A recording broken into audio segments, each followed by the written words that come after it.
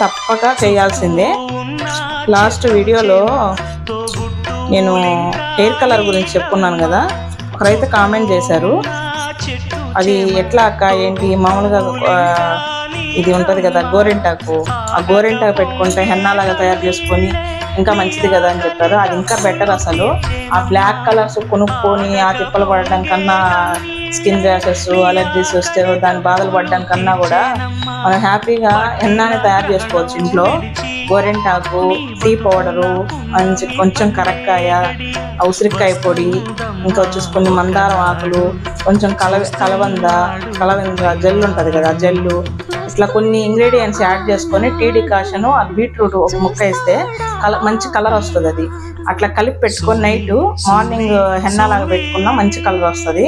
దాన్ని ట్రై చేయండి. మీకు ఇంకొకసారి ఇంగ్రీడియంట్స్ చెప్పాలన్నా చెప్తాను నేను.